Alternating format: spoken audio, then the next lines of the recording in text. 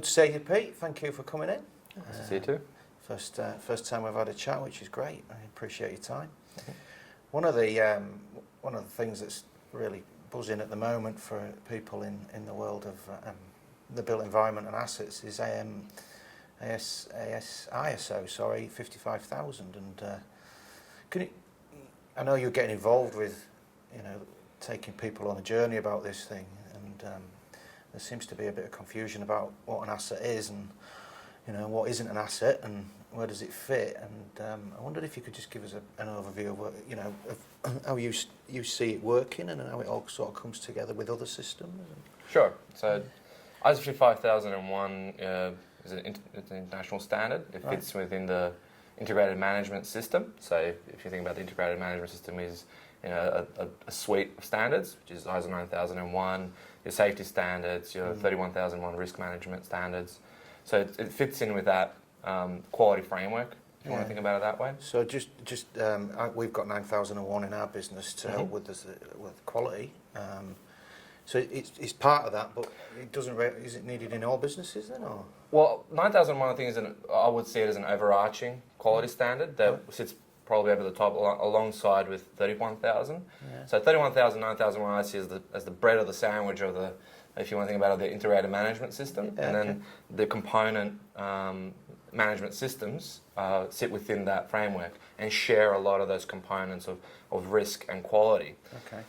So ISO 55001, for example, it's focused around the physical asset, so the physical asset management space. So how are we going to provide value to the organisation through the management of these physical assets? So just defining, I don't know how you define a physical asset, but is it this table or is it a building? Well, depending on the operational context, but it can be anything that the organisation utilises to provide business value. So for a building, it's going to be the HVAC system, it's going to be the lighting systems, it's going to be your communication systems, your fire systems, which keeps your fire suppression, your building safe pretty much. Yeah.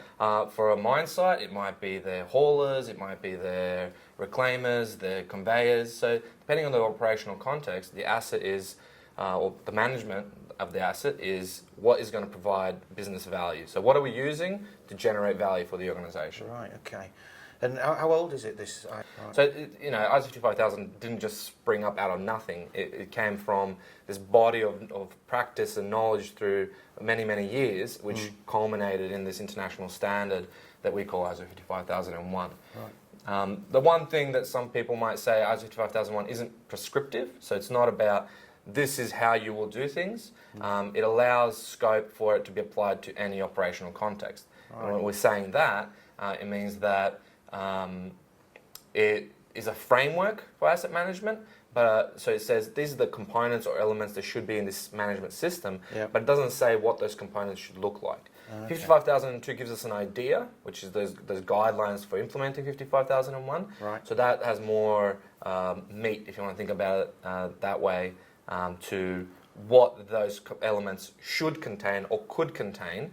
But it doesn't specify that you need life cycle costing in your planning processes. You need FMEAs in your reliability management and your maintenance management system. Right. It just says that you should have operational processes. You should have long-term planning processes to meet the business objectives. You should have leadership and governance that sets these are the objectives for the organisation. These are the asset management objectives to meet the organisational objectives. This is how we want to do things. So, the asset management plan says, okay, we want to meet the business objectives, we want to meet the business objectives through the asset management objectives, and this is how we're going to do it. So if a business wants to do X, we need to build more asset, or we need to change the maintenance regime of our asset to meet that requirement or that demand. Right, okay.